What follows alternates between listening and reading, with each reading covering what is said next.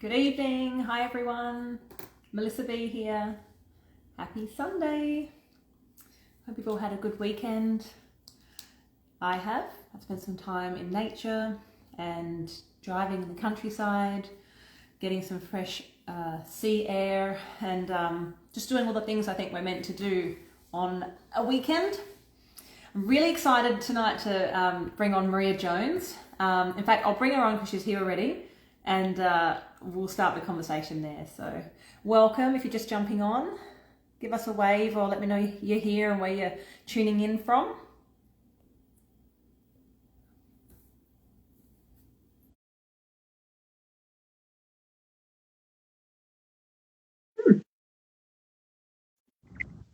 Hello, Melissa. How you doing? Hey, good. How are you? Melissa, Fix can this camera. you hear me? I can hear you.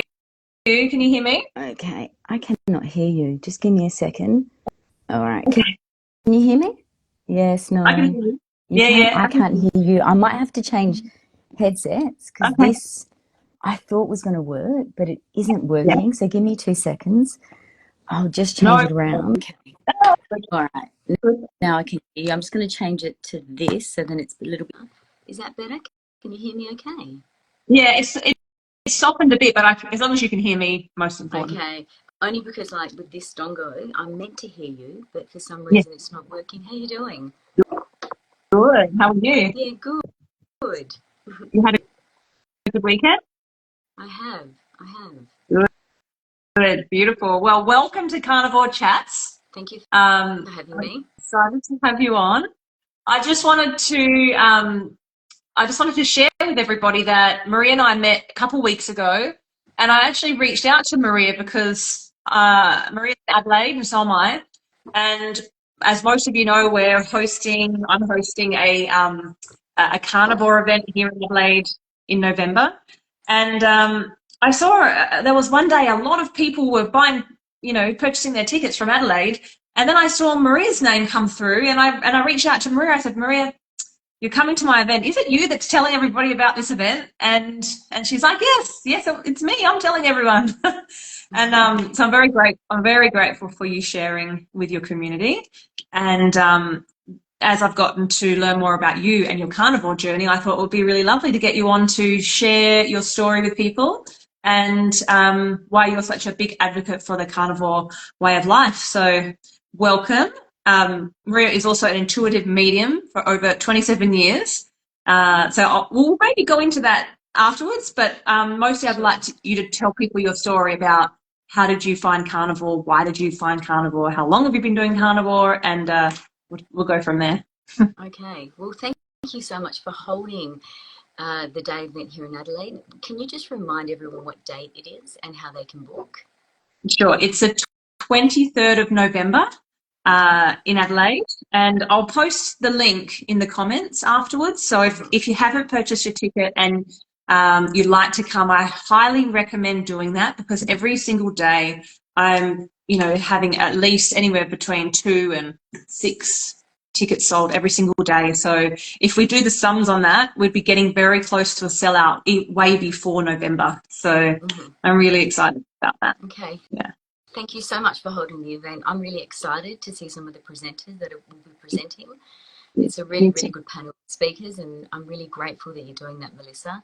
So a little bit about my journey Yes. and what led me to carnivore. Yes. I was a vegan/vegetarian for about 25 years, and Yeah. my health started to really deteriorate. And my journey isn't people that have come to carnivore. I've come to understand there's been a lot of people who've transitioned from vegan/vegetarian into carnivore, but I was having a lot of health problems, specifically with my liver. So my liver enzymes were incredibly high, and they were unexplainably high. And I found myself sitting at the liver specialist here in Adelaide, and he was really deeply concerned. They ran through a number of tests, including trying to determine whether or not I had 2 genetic dispositions or cancer, because they were just really, really high. And they couldn't find anything wrong with my liver through any of their testing. But he did say to me that if my enzymes weren't going to level out, then I probably would be looking at having liver transplant in a few years' time. Like, it was really serious. And I had really reached the end of my tether. There's only so much things you can do with fruit and vegetables and fasting. And if you'd asked me what I've done, the list is really endless. And I was really determined because I feel that the body can heal from anything. I've seen lots of evidence with many other people that have healed from really serious health conditions. And I really felt that I could heal it myself. And what was happening is I kept seeing clients that I'd known for years come into carnivore and totally heal themselves conditions that were incurable, you know. And the range was this was now the range were things from, am I allowed to say, am I allowed to, that anywhere from diabetes to, yeah, you know, your experience, these are, you know, from diabetes to mental health conditions to, there was roughly about 3 or 4 people in that time frame of 2.5 years that I saw were diagnosed with very early stages of Alzheimer's and dementia, and they'd come into carnivore and they seemed to have become progressively better very quickly. And when you're presented with evidence over and over again, I just had to research why, because it didn't make any sense. I thought that meat was cancer causing, was good, you know, very acidic for the body, and I didn't really want to harm an animal, you know, but I really wasn't paying attention to what was happening to the plant. The plant is experiencing the same amount of emotional distress that an animal does. We just don't recognize it by looking at the plant. But what had happened was, my doctor at the time and a friend of mine who's a naturopath wanted to get to the bottom as to what was causing these really high elevated liver results. And we were doing bloods every 1 to 2 weeks. So I was going in having a panel of blood to determine what I was eating that was causing it. And what I discovered in that year of doing bloods every 1 to 2 weeks, it was things like celery, spinach. Chicory was my favorite thing to eat. So it was chicory. It was things like artichokes, asparagus. And when I started researching carnivore, I came to understand that the foods that I was eating, that I was reacting to, were very, very high in oxalates, defense mechanisms, and chemicals that the plant was producing. So it really, really grabbed my attention. And I thought, I've got nothing to lose except possibly healing the condition that I was in. And I remembered, I mean, I probably spent hundreds of hours researching, and I'm very, very grateful to people like Anthony Chafee, Paul Mason, Bart Kay, Jordan Peterson, Michaela Peterson. They were the people that I really stopped to really listen to their story.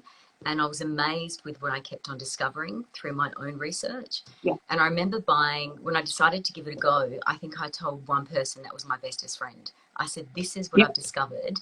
And she said, Maria, give it a go. And I remember going to buy meat, and my brother was with me at the time, and he stood there and watched me eat meat because he hadn't seen me eat meat for 25 years. And I'm one of six children from a mother who is a Greek migrant. So you can just imagine, I was the only vegetarian in my family / vegan. You can imagine he's shocked watching me eat meat. My nieces and nephews had never seen me eat meat in their entire lives. You know, so I ate the meat and I burst out crying because I thought I was really harming the animal. But what I found was within 48 hours, I couldn't get past the mental clarity that I had. The other thing that I was carrying was excess amount of fluid retention in my body. I would fast for 21 days, juice fasting and sometimes water fasting, and I would be lucky to shift 0.5 kilo to 1 kilo of fluid. I ran a marathon, and I think I lost just under 1 kilo of fluid retention. I've always exercised really extensively and been really fit, but I didn't look the way that I was meant to look, if you could see how much I was exercising, because my metabolic health was really not functioning properly. And within the first month of doing carnivore, I found, Melissa, that I'd lost about 6 kilos of fluid retention. And the most interesting thing started... You cut out for a second. Okay. We missed the number. Say it again. Okay, so within the first 6 months, I lost 6 kilos of fluid retention, which is Mm. often a really good sign that the liver now is functioning properly. And it's often a really Yeah. good sign that the metabolic health is starting to heal. You fix the Yeah. metabolic health in the body, and I feel the body starts to really function better. But the thing that I couldn't get past, Melissa, was the impact it had on my mental health. Not only did I feel incredibly good, but I had an enormous amount of mental clarity, and I thought my mental clarity was already pretty good. But going on Mm-hmm. Carnivore has been a game changer. And initially I had considered only doing it for 90 days. And I've been doing it since end of February 2023. And Yeah. when you start feeling really, really good and you start seeing your body start functioning incredibly well, you don't ever want to feel like you once felt before. And Before. I haven't eaten a piece of vegetable since February 2023. Yeah. And I really am grateful to all the research and people that were sharing their stories for me to understand how to do carnivore, really effectively and really well, especially when you're getting meat from, people that are, grass-fed start to finish. The cows are treated really ethically. There's something to be said within that space. Yes. So Mm-hmm. for me, it's transformed my entire health. I teach a fitness Zumba class twice a week. And, the one thing that I was worried about was how would this affect, because I'm now not having any carbs, how would this affect my fitness level teaching? And my Yes. fitness has increased Yeah. In a way that it wasn't even before. I'm lifting heavier than I've ever Believe lifted in the gym. I'm doing things that I've never done doing carnivore, Yeah. which is Yeah. pretty amazing. I believe it. I believe it. Yeah. And often when people say, like, I always say this, often when people say to me, oh, you only eat meat? How can you just eat meat? And I really wish that the question that they would ask me instead is, well, why is she only eating meat? Mm-hmm. And if she's choosing to eat only meat, there has to be a valid reason why she would choose to do that. And everything you just said resonates with me because it takes you to another level of living that you actually haven't felt before. And once you go there, and I often say to people, try it for 2 weeks, then tell me how you feel. Tell me if you want to get off of it. Because in most cases, the same for me, I just kind of ended up there and then didn't ever want to go back. And that's what I try to tell people, like that feeling, it's, your body is going to change, your body's going to love you for it, but it's the way you feel on the inside. Again, that mental clarity, it's like seeing the world through new eyes. That is the biggest, most positive change that I've experienced, and a lot of people say the same thing. Superhuman life. I agree. The other thing that I have a condition in my body that I've had since roughly the age of 7, is I have a condition on my skin which is called vitiligo. So I have pigment where they have put it in the category of autoimmune, which often means they don't know what causes it. And I have it over my entire body, but in patches.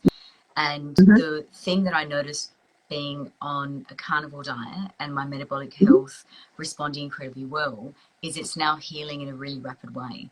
I have pigment that has regenerated, and it's regenerating and it's starting to disappear.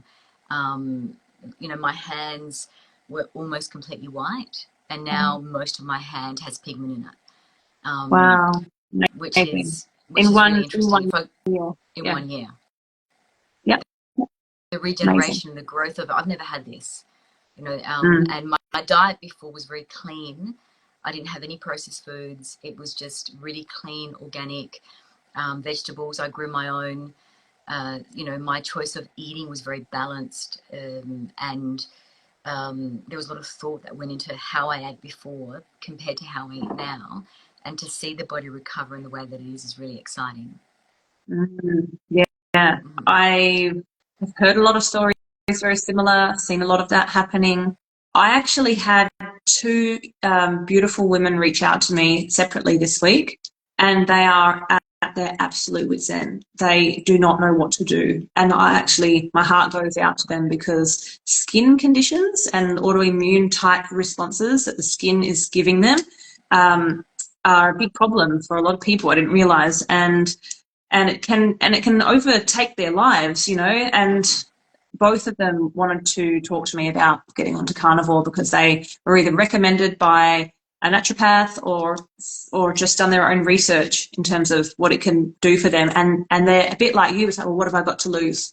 The way I'm living is not serving me, and I need to make a change. And I always say to people, what you're getting, what you have, is a result of what you're doing. And if you don't want what you have, then you need to change something, you know. And the beauty of technology and the internet is that we're seeing so many stories now from people who are doing this, and the positive impact it's having on people's lives. All you have to do is jump in some Facebook groups or follow these leaders in the carnivore world and hear the stories of people. You know, when we book a hotel, right, don't we read a review? So I think, why wouldn't we take people's experiences seriously? Because they're real, you know. I agree. You know, when your body starts responding, and I don't think one size fits all, but for this, my body has responded in a way that's incredibly unique. And yes, I've recommended this to a lot of people, especially people that are very close to me, and the results that they have had is also really profound. And it can range from, a really, really good friend of mine was having a lot of problems with her mental health. So she decided to jump on board, and the impact it has on her is really noticeable. And it was really quick, you know, for her, from having a lot of panic attacks and a lot of anxiety. And when she deviates from it, she tends to have moments where if she deviates from it, she notices the difference within 24 hours because her body's quite sensitive. I've experienced that myself. And the most I'll go off is maybe going to a keto. But it takes me not a long time at all to feel the effects of having, you know, I mostly eat meat, beef, bacon and butter and salt. And the body just soaks it up and loves it as a beautiful fuel for it to work, you know, or be vibrant and thrive. You hear it over and over. What other kinds of experiences were your friends and family experiencing? So I've had people that I know personally conceive that weren't able to conceive through IVF. They'd reached their limitations of, you know, and that's a very painful journey when you're trying to conceive and your body for some reason won't allow it. And the medical, you know, profession, through these were 3 people that I knew personally that had reached their end. There's only so much IVFs that their body can handle. One in particular had 0. Her husband had 0 sperm count, and she had a lot of other health conditions. And they came into carnivore on their own, and then they decided to see where it would take them, and then they fell pregnant naturally, and it was a medical miracle that they were able to even be in a position where that could even happen. And that was probably one of the stories that I heard that she had. That was, you know, that really, really had my attention personally. To see it firsthand and to see people's bodies repairing and their fluid retention almost completely disappearing and autoimmune conditions clearing up is really exciting to see that when you feed the body correctly in a way that is species relevant, the body just seems to want to heal fast and quickly. So that probably had a lot of excitement in the people that I knew that conceived, but also conceived very healthy children. So there were those people that a few clients of mine had severe autoimmune conditions, but also lots of pain in their bodies. So when they started doing carnivore, it was anywhere from a few months to 4 to 5 months that they noticed a massive difference, you know, within their physiology of their body. Weight loss is one thing they've all reported. You know, their body starts to not only reduce size, but also they keep it off and they don't feel hungry. They don't feel like they're missing out. Absolutely. And I would put weight loss, you know, lower on the list of benefits. You know, like it's kind of an effect of going carnivore, but it's not the most important. We want people to be healthy and thriving. Yeah. And I've just, you know, so many times seen people get healthy and thrive. And yeah, naturally, they're going to lose some weight. Most people do. In the first week of going carnivore, I dropped 3 kilos, and my body just suctioned in, you know, like a vacuum. That just sucked a whole heap of body fat out of me, or inflammation, whatever it was. My intention was never to lose size. My intention was to get my body back in an optimal state and to heal the liver. Yeah. And I've been able to do that through carnivore. It's been exciting, but also at the beginning, I didn't even tell people that I was doing it for the first 3 months because I was embarrassed. You know, what would they think of me? They would judge me, especially because I was such a advocate not to harm animals. You know, and here I am eating animals that are really, you know, kept healthy. But what about the poor plant that's struggling as well? That's incredibly defenseless. Yes. You know, there's also that way of thinking. I don't think you can eat anything without harming something, personally. Yes. You know, well, but if you can what was that, sorry, Melissa? No, but when you talk about it like that, it's very true. Yeah. I actually, something I receive a lot from people who ask me questions about the way I eat is, don't you get bored of eating meat every single day? And I can honestly say that I wake up every morning and my body craves the fuel, the fuel that comes out of the food. I don't get bored of it. I look forward to it every single morning. I eat mostly in the morning. My biggest meal is in the morning.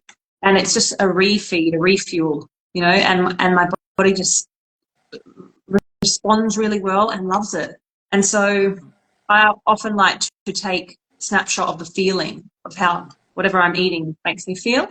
And that'll help me, guide me to make choices, you know, down the track. And every time I eat my meal, I feel amazing afterwards. Like it just fuels me up and I'm set to go. And that hunger, like you said, just your body is satisfied, satiated. Yeah.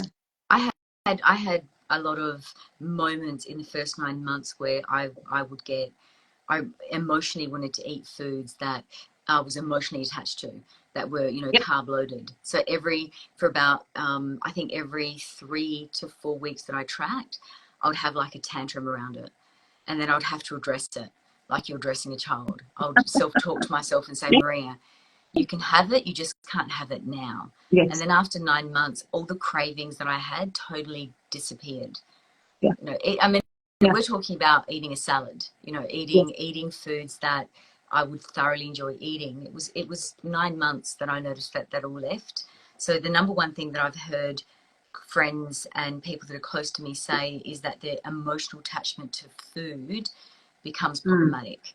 And if you can ride through that and create a different mindset around it, then it eventually goes. You know, the attachment and the addiction to that just disappears.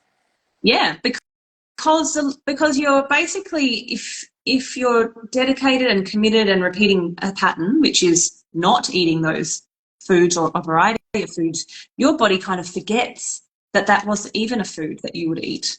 You know, I was somewhere today at lunch and someone said, would you like a dessert? And I'm like, no, thanks. Like, it's just automatic. I don't touch it. I haven't for a really long time. It's not a food for me, you know? So, also I often say, and I'll tell you about, you know, that emotional connection to food, or having something like yesterday was a warm day in Adelaide. And in my head, I had this story playing all day that I needed a juice or a smoothie. I needed something cold in my mouth because it's warm outside. And in those moments, I would talk to myself and I'm like, right now, do you really feel like a steak? And I'm like, no, not really. Okay, right now, would you have some like, no, not really. So I was just kind of craving the idea of something because it was hot outside, rather than actually needing that in that moment. And so in the end, I just pushed through it and ended up having that in the evening. And I'm so glad I did that. But that takes commitment, and it actually is willpower, especially initially. And a really good mindset, Melissa, that you've got the capacity to do that. Yes. Yeah. And I think most people kind of know what they need to do, but often sometimes it's not as easy as they think. You know, things are pretty simple. A lot of people ask me, how do I start carnivore? It's one of the simplest things you could ever do. So it is so simple. But I understand that because it's so unique and so different to what they've done in the past, that they question they question it. They want to know exactly how to do it. Is there a right or wrong way? It's really very, very simple, you know. And if more people tried it, I'm certain they would stick to it. You know, and again, you go. Anthony Chafee's got a really good, and he's one of your presenters on the day that you're running, but he's got a really good video that I recommend people. It goes for about 20 minutes. And it's on his, I'm sure you can get it from YouTube or Spotify, but it's How to Do Carnivore. Yeah. And he just runs through the, you know, the ins and outs, because it's so simple that people complicate it. What do you eat? Yes. Meat. What part of the meat? Whichever part of the meat you fancy. Yes. You know, yeah. So what do you have for breakfast? Meat. What do you have for lunch? Meat. What about dinner? Meat. Just meat. Meat. What do you have on the meat? Salt. That's it. Well, that's all I do. You know, that's all I have is meat and salt. And and you can see their brains trying to comprehend something so simple and complicated as they're asking that question. So if you're someone that needs detail, I would plug into Anthony Chafee's podcast, How to Do Carnivore. It's 20 minutes. He runs through the ins and outs of it very simply and very easily. And if you're drawn to doing it, you've got nothing to lose, unless it's a mindset and your attachment to food that you'll need to probably sit yourself down and have that conversation with yourself, that you know that what you're capable of doing to screw that up, because you know yourself better than anyone. You know that what you're capable of doing, and how you're going to talk yourself into doing something that you know you don't want to do, but you do it anyway, to either create you feeling lousy or whatever the pattern is that drives you to do it. If you sit yourself down and get real with yourself and come up with mechanisms to support it and work your way through when it happens, then I feel the chances of, you know, continuing it increases. And if you have a day where you know, fall over and you don't do it, you just pick it up the next day. You just don't give up on your own self and your own health. Absolutely. I always say to my clients, if you get off, just please make sure you get back on. And we don't want you off for too long, because then you start new patterns, you know, back to old ways. You know, and I'm sure you're also an advocate, as I am, for, you know, prevention. So, you know, like I had these two women I spoke to this week, and I really felt for them because of what they were experiencing. And yes, it can do really great things when you've got something you need to treat straight away. But let's talk about prevention. Let's talk about thriving every single day and not having to make a change because of some kind of symptom or some kind of skin condition or autoimmune condition that's taking over your whole life. You know, my intention with my event and the work I do is for people to have and live a positive, vibrant life filled with health and happiness and joy. You know, so we have to be making choices every single day that support that. And food should be our number one. You know, what we're eating is the fuel that fuels our physical body, you know, and if we're not taking care of it, you know, we know the state of society and humanity at the moment with regards to health. We need to be making some changes. I'm really pleased to see how many people there are that are considering this as an option, because you know, I'm not the kind of person, as I'm sure are you, not the type of person that would have an experience like this and not want to share it. There's a reason why we're sharing it, because we want others to feel the same way. We want others to be healthy and vibrant. You know, you don't really want a crisis to create yourself to lead. I mean, it was a crisis that led me to carnivore. I no longer knew what else I could do. I had nowhere else to really turn to, and I'm really grateful that I took that leap for my own self, because me and you advocating it, I mean, we don't own a farm. There's nothing really for us if someone decides to do this to change their own lives except how they feel, and also to give it a chance. All the research that I've done, and I'm not a doctor, I'm not someone who is a scientist. I'm only someone who's really interested in evidence-based science. Yeah. Do it for 90 days. Give it 90 days. And, you know, really sit yourself down and go, how do I do this? How do I do this well? And do it and see how much better you feel. And if you get stuck, there's so much resources that all you got to do is go online, Google, for example, what about fiber? It's one thing that people kept saying. What about fiber, Maria? I'm like, you don't need fiber. What do you mean? I said, you will not need it. Your body will function even better without fiber. So you just go, carnivore and fiber, and you'll come across some really good content where there's science that backs up what happens when people take fiber out of their body, and how, you've got to look at the science behind it. Paul Mason's got a really good YouTube video that goes into scientific detail about this.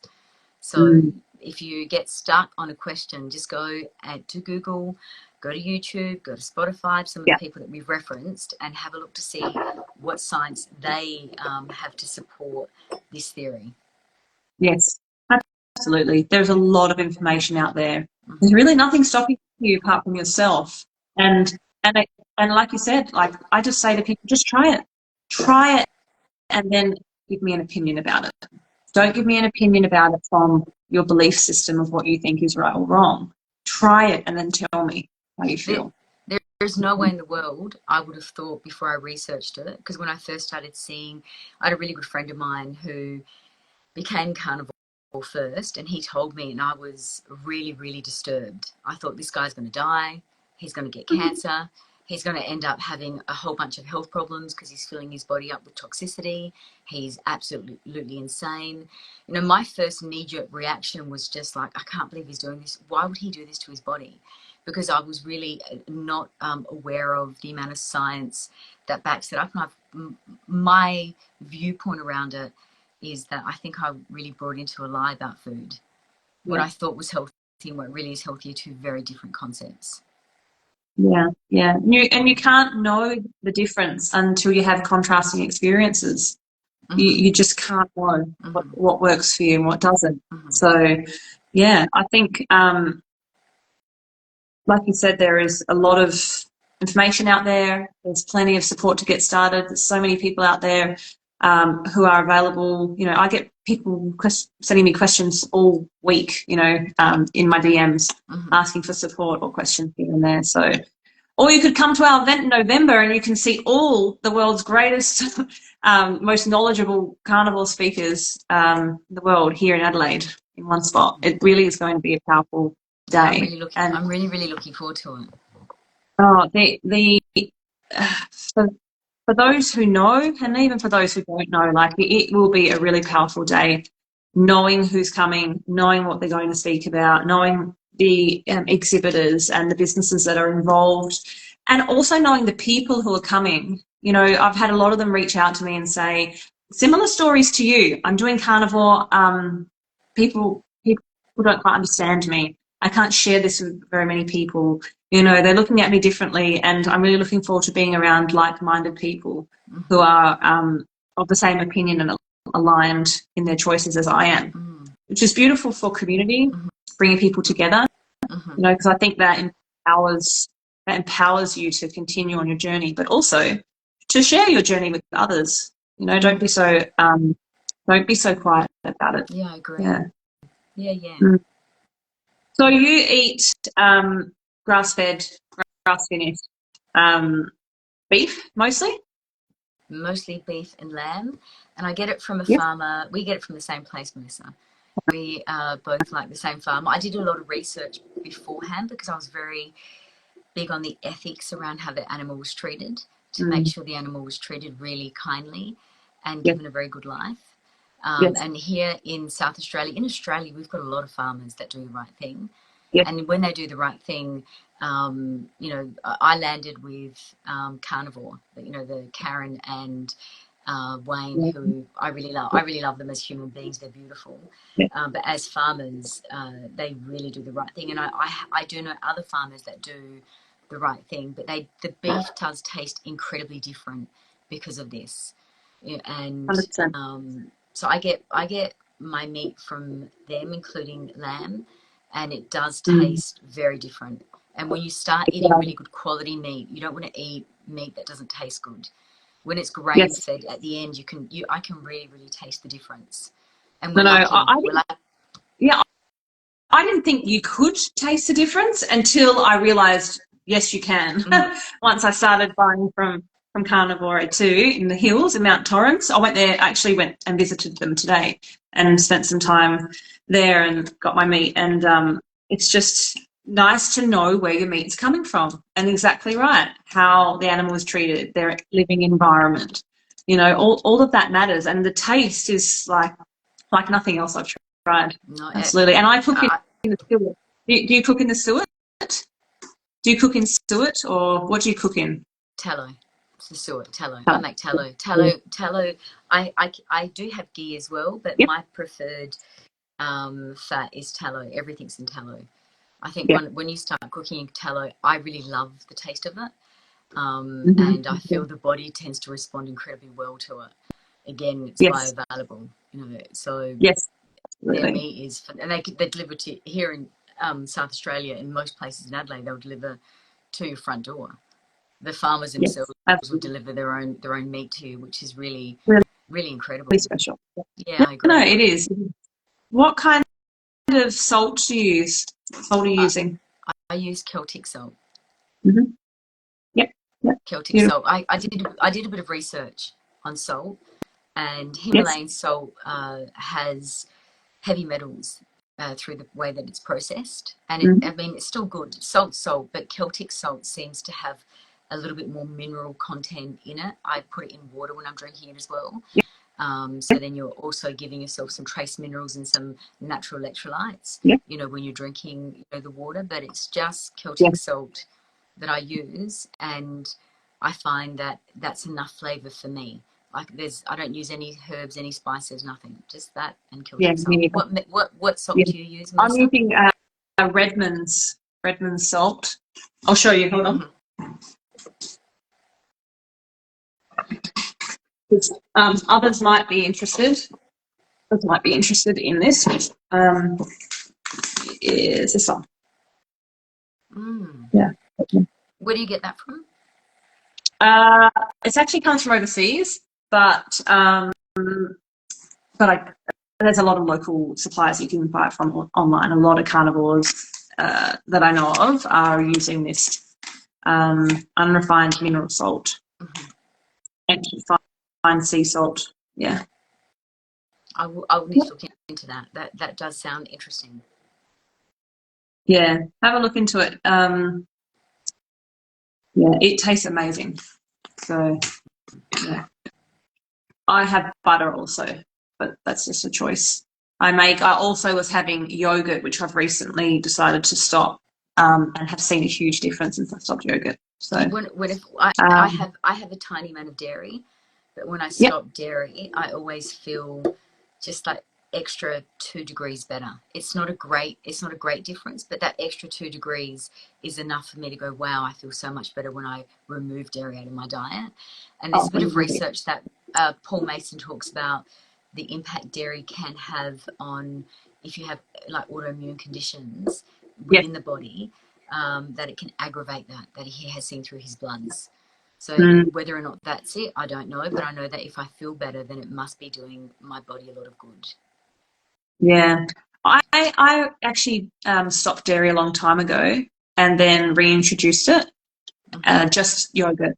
And I do feel a lot different and a lot better off of the yogurt than on it. So, and it just goes to show that when you just eat meat, that's really all your body needs. You know, your body just, it doesn't. I don't crave the yogurt. I don't need it. It's not something that, if I were to not have the beef but have the yogurt, like I would be, low on energy, and I'd be missing something.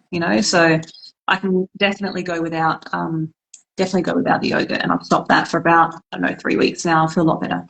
Yeah, nice. Yeah, well, that's good, isn't it? It means your body. You're listening to your body then, Melissa, which is awesome.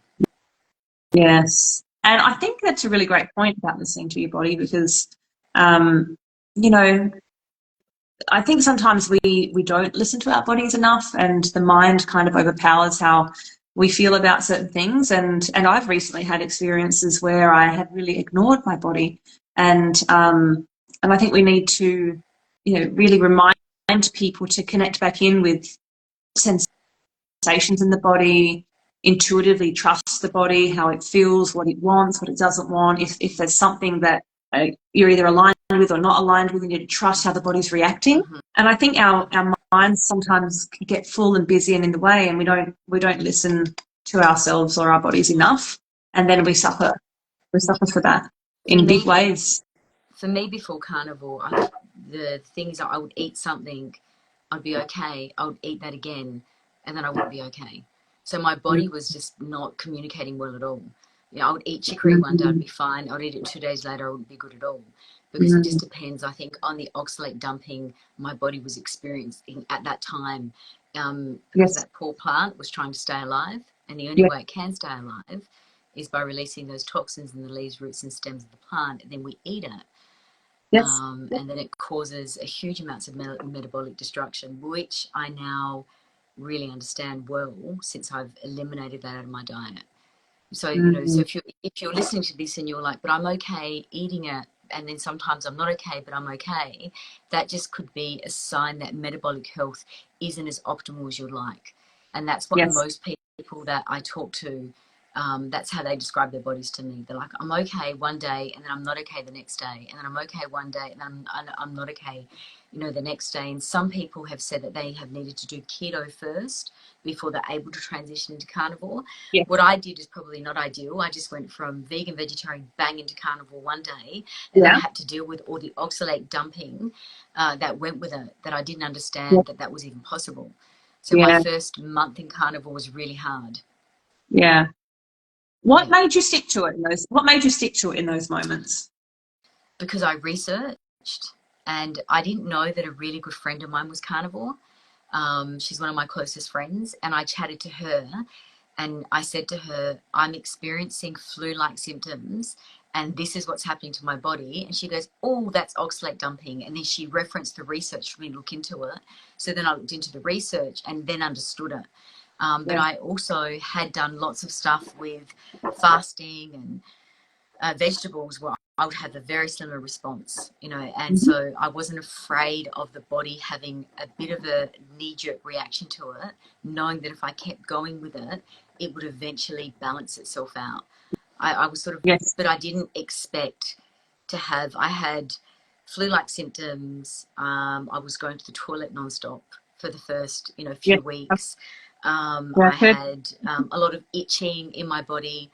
But the itching didn't last very long, and this is all oxalate dumping, and there's some great content that you can just Google oxalate dumping, and you've got a scientist that goes through the detail of what that means. And the body can cycle in oxalate dumping every month, every 3 to 4 weeks, from the research that I looked into that concept to understand what was happening within my physical body. It's hard to wrap your head around that the plants you're eating is causing that kind of destruction, and the body can't release it all at once, so it has to release it slowly in stages. Yes, it does. Yeah. I was doing keto before I went to carnivore, and I was before that eating what I thought was very cleanly. So I don't remember having too many of those symptoms though, thankfully, but I think it's mainly because I was eating keto before I went to carnivore. My response was a little bit severe to begin with, but I just I've heard similar stories. Anything you do that's going to be different. If you train for a marathon or you start exercising, your body's going to suffer a little bit before it gets better. So I wasn't afraid of that, and I had a feeling intuitively that this was the right thing to do. And I had this feeling that I needed to see it through, and I understood that, and I was willing to do that because I didn't want to get a liver transplant.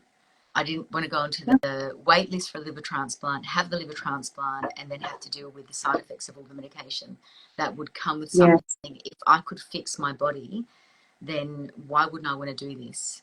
Because it was a health crisis. And only when I think you're in that position do you really want to do everything you can to try and get your body to balance itself out. And my story is not, there's some people that I've listened to their stories personally and also through some of the podcasts that I follow in this space.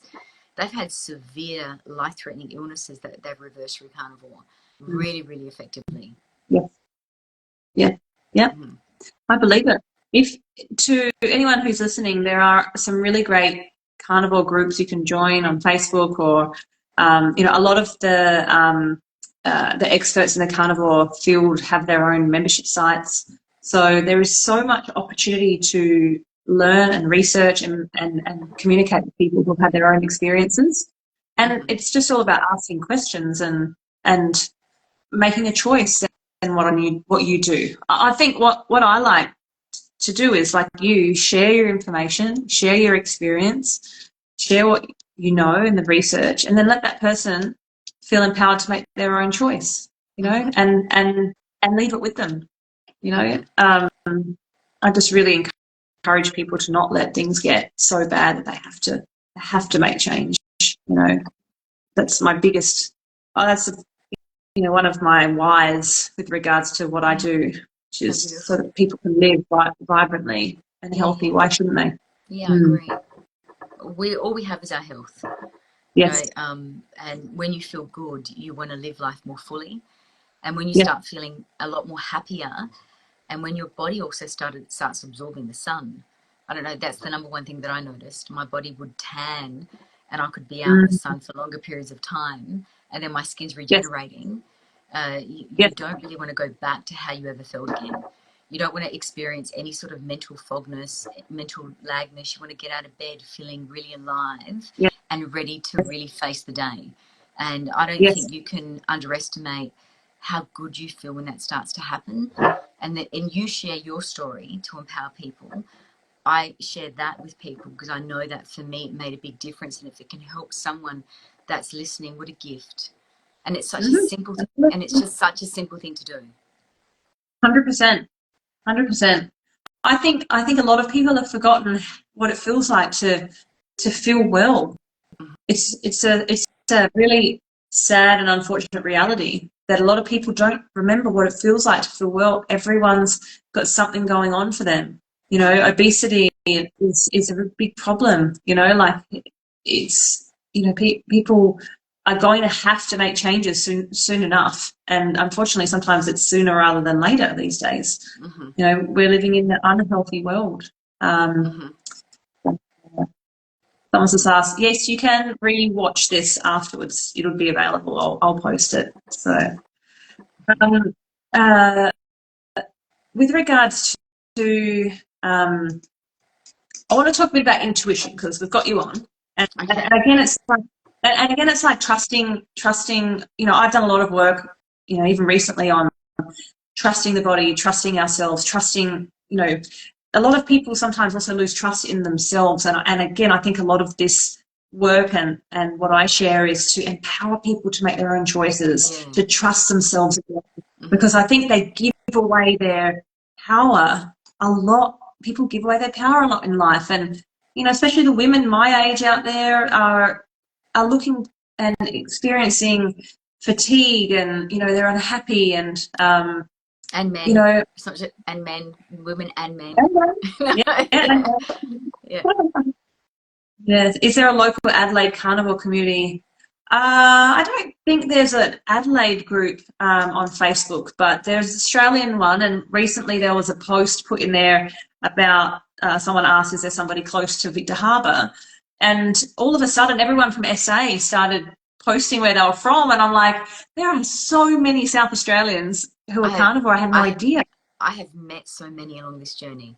I have met some amazing people that have shared their stories with me and what led them to carnivore, and it has been such a revelation to them. Very similar stories to me, but their health was so much worse than mine when it came to them finding carnivore. But listening to your intuition when you're dealing with a health crisis and you get really desperate, what tends to happen is you stop listening to yourself internally, because your intuition is your internal navigating system. It's happening all within you.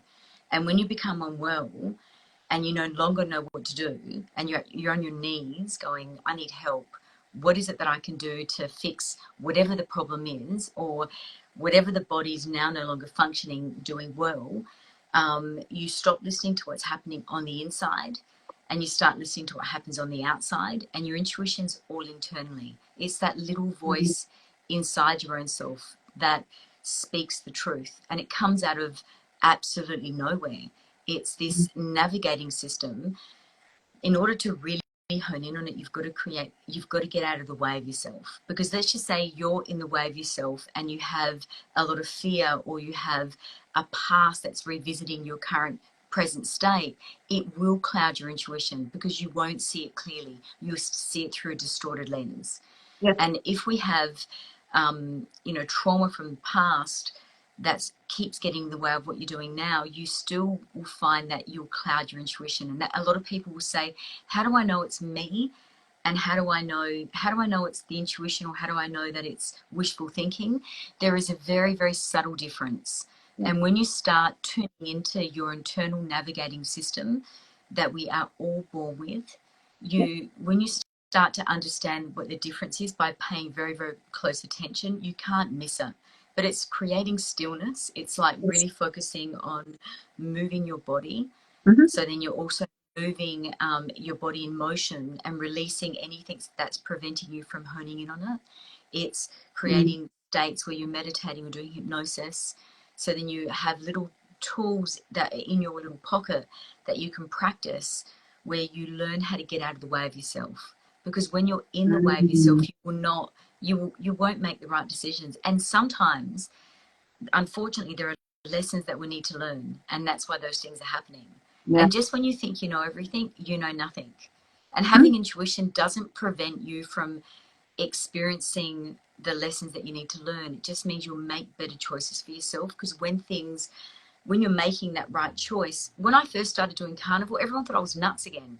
You're going from vegan to now carnivore, especially my family, one of six. I went to my mum was thrilled that I was eating meat again, and she made me some spanakopita. And and I think it was Easter, and she was like, darling, more, I'm gonna make your favorite, and I was like, I can't eat it. And she's like, but why, Maria? This is beautiful. And I said, because I don't eat vegetables. And I just watched her. She totally went into absolute anxiety. But no, Maria, are you crazy? Like, so she really, really was struggling with the fact that now I'm only just eating meat. And as I talk to you now, I've now got 2 other siblings who are carnivore. So out of the 6 of us, 3 of us are carnivore, because they could see the progression in my health and how much better I look and how much better I feel and how I'm functioning, that they're inspired themselves to do this within their own lives.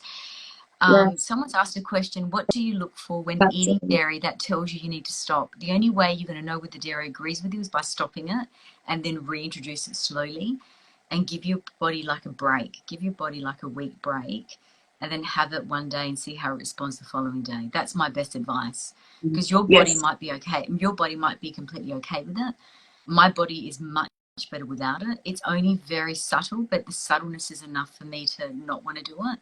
And when your body's functioning really well, the access that you have to your intuition is so much more louder. It's like you're hitting the volume and putting it up a notch, because the body's functioning in a lot more harmony, and your access to it becomes so much more readily available, because you're able to sense so much more, because your body is in harmony and your head is no longer foggy. You're no longer lagging. There's not a lot of that fatigueness that you normally feel. You can't think straight when you're tired. Your body can't function properly. It's having good reception. It does. You've got full bar reception. That's what it is, and you've got access to clearer messaging. And I'll tell you an interesting story. And today I was driving in the hills, and I put an address in to go and pick up my meat, and it took me a way I'd never been before. And I was also listening to something, so it just minimized the map, and I could just see where I had to go next. And then I ended up on a dirt track, and there was this moment where I said to myself, it's okay, I trust I've put the address in, I trust I'm going to get there, I'm just going to follow the map. And I thought about that in terms of intuition and trusting ourselves. Like if we put something out there, like we have to trust that we have everything it takes to get there within us, you know, and it just reminded me how powerful we are when our, like you said, when our guidance system is clear and strong, and we trust in ourselves enough, and we're eating in a way that opens up that channel, it everything just becomes clearer and more accessible, you know. So it was a great. That's a really good metaphor for intuition in life, Yeah. because we really don't know what's happening within our own lives. We're not given a map of this is what will happen from the beginning of the day to the end of the day. We can't control the traffic. We can't control the shop when we go to the shops, the lineup. We can't control what someone's going to say. You know, we have zero control as to what's happening around us. But the often what happens is we have this false sense of safety net, that if we believe we can control things, we'll feel safe. And all that does is stifle our intuition and our own progress. Yes. It's having faith like that you're driving, you don't know where you're going, but you have faith that you're heading in the right direction, that it opens up. And then in the moment is when your intuition will present itself. In the moment. But we often also know when we're not listening to it. We can feel it within ourselves. We can feel that something's weird. We can feel that something's not right. We can feel that friendship's not right, that relationship's dead, or that relationship is no longer serving us, even if we don't want to believe it. Deep within our heart, there's a mechanism that we can connect to, that we can feel it just really deep within ourselves. Even if someone else tells you that's right, in your heart you can feel when it's not. And that's when, you know, really trusting that process with blind faith, that that's what feels right for you, and then following through with that and doing the very thing that you know. And you've probably got many stories. People that are listening probably have got their own stories. I've got stories, my own personal stories, but the key to that is really trusting that that's what feels right, and then knowing that you'll question it, knowing that there might be an emotional charge or emotional roller coaster at the end of that for making that decision, but knowing that's right at the end of the day. And often when we do things that, you know, my mum now is very glad that I followed through with this. You know, now she says, you know, that was a really good decision. But at the beginning of it, she didn't. But I knew deep down that this felt right. And even though mentally I had some programming that needed to be unprogrammed, even though mentally I had to work for the first 3 weeks around my emotional trauma harming an animal and disregarding the impact it had on the poor plant that is far more harmless and defenseless than an animal does. At least an animal can run away. That poor plant can't run anywhere, has to sit still and wait for you to hurt it. And then all the other plants react. And if you look at the research around it, it's really, really interesting. And it makes you look at everything very differently. Even though I knew that, I still had to work through the emotional programming that I had, knowing that what I was doing was right. And that's when your intuition really starts to become a lot more louder. And that's all you really have, is that internal navigating system, trusting it, leading you through paths that you don't know how you're going to get there, but to do it anyway. And you probably had that when you're running your event. You probably had this idea, if I do this, this could help others. And now the event is almost sold out. All that's available is general admission. All the other tickets are sold out, because I had someone ask me today. Yes. Yeah. It's getting close to sellout, you know, like it's just amazing. I'm so grateful. People are coming from everywhere. I even had someone coming from Northern Territory. Someone from Perth yesterday actually contacted me. So Tasmania, New Zealand. And you're right, I just put it out there. I knew that this had to happen.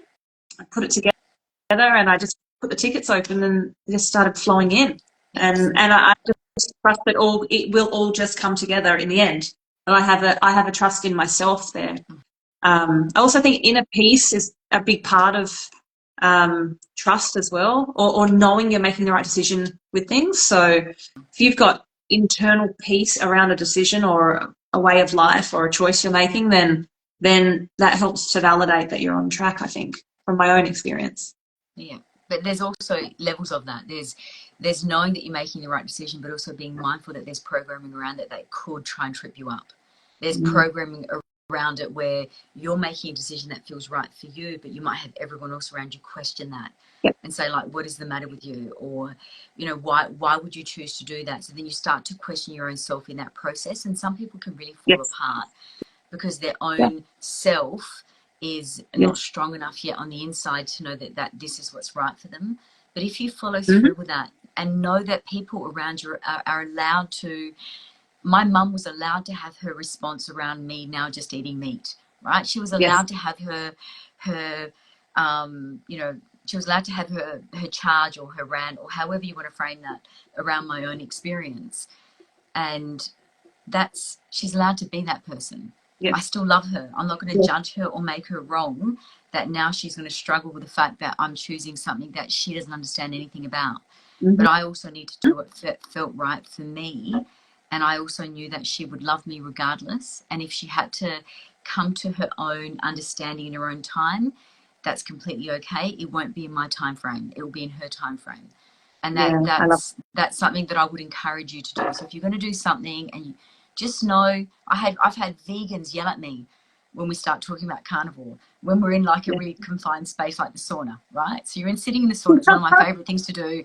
And then we start talking about health and we're talking about carnivore. And I've had vegans get really loud and really aggressive, and they want to try and have a conversation in a state of aggression, and now they're irrational, and there's no point. Like, I'm not going to say anything to them that's going to change their mind, even when I say, but you do realize you're hurting the plant. You do realize the plant's been experiencing emotions they've known this scientifically since the 19th century.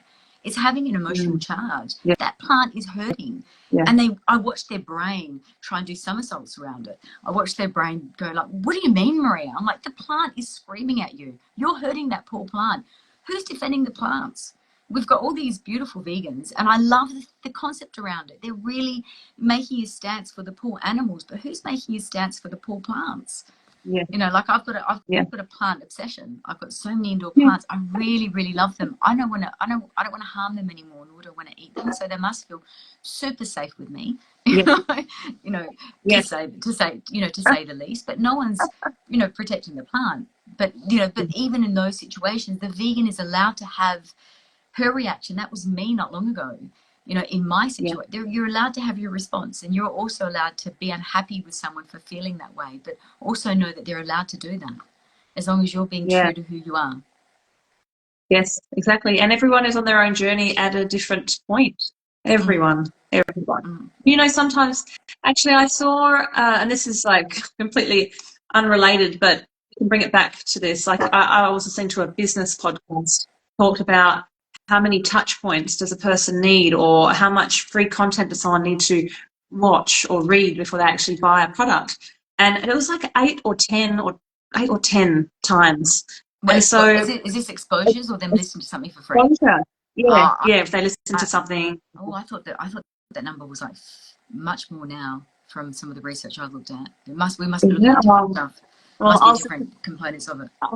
I was listening to an Australian entrepreneur, and I love his work, Daniel Priestley, and he was talking about that. And so I think, with regards to, like, I get on here and I talk to someone every usually fortnight, or share content or whatever it is. Like, sometimes someone needs to hear things a few times before they make change. Someone might hear it one time and they're like, yeah, I'm on. Yep, I'm doing it. So everyone is on their own journey, and we need to respect that. I agree. I completely agree with that. As long as you're listening to what feels right for you. Yes. And if carnivore is something that you're drawn to, I had to be exposed to it for 2.5 years, over and over again, with people sitting in front of me that had reversed every possible condition that I'd ever seen before I was willing to, to really look at it. But the other thing that I haven't referenced is if you're someone that doesn't methylate properly, and depending on what research you look at the methylation cycles, and that was me, I have the double mutation. Well, that's what the tests have shown. The double mutation. So carnivore, and for me, really, really lowered my histamine levels in my body. Right. I think when you're having nutritional dense food, it's really good. But even in that space, it's really, really, really interesting. Paul Mason did a podcast. I can't remember who he was talking to, and he said something in there that I could really resonate with, and he believes that the histamine levels in the body is connected to metabolic health. And if we look at fixing metabolic health, it just fixes everything within the body. Yes, amazing. Well, we have an amazing doctor here in South Australia who's speaking at the event, Dr. Carolyn Harris. And if anyone is interested, I mean, she'll be speaking, and you'll hear all about her talking about exactly this. Her and I have had a number of discussions. So yeah, again, it's all about research. It's all about asking the right questions and absorbing the information. Then make your informed choice. You know, that's what's most important. Oh, I'm just conscious of the time because it is a Sunday night, so we could talk forever, I'm sure, about this. Thank you so much for coming on and sharing your story. I think it's oh, you're very welcome. You're very welcome. And thank you for sharing with your community about the event. We'll see you there, I'm sure. And if anyone wants to follow you and what you do, we've got your Instagram here. Is there any other way people can get in touch with you, or is anything else that you want to share? I've got a Facebook group. I've got a Facebook which is just Maria Jones Intuitive Medium, so you can go there if you're interested in that sort of thing. But you're welcome to, if you've got any questions, you're welcome to private message me or DM me on Instagram or that Facebook. I'm happy to help with any questions or just point you to the right direction. But thank you so much, Melissa, for your time. Thank you for what you're bringing to Adelaide. I'm really excited to come to this event. Oh, thank you. As it's getting closer, because it's funny, I released this in February and I wasn't thinking, slowly I'm piecing it all together, and now it's getting really close and I'm starting to really think about it and bring it all together, and I'm like, now I'm starting to get really excited about it. It's not that far away. So, I mean, isn't it October this week? Is it next week? This week. This week it's October. So the weeks are just flying by and we'll be here before we know it. So, yeah, if you haven't got your ticket, please, if you want to join us, it's going to be an amazing day, so empowering. You will be in the presence of some incredible people who are a wealth of knowledge and empowering, and I'm certain you'll leave, full to the brim of, things that you can do to improve your life, which is what it's all about. It's about empowering yourself. So I want people to leave my events feeling empowered to make positive change in their life, and also connecting with people. Connection is really important to me. Thank you. And thank you everyone for listening. Thank you. Yeah, thanks for those who jumped on. All right then. Have a great week, everybody. See you later. Thanks, Maria. See ya.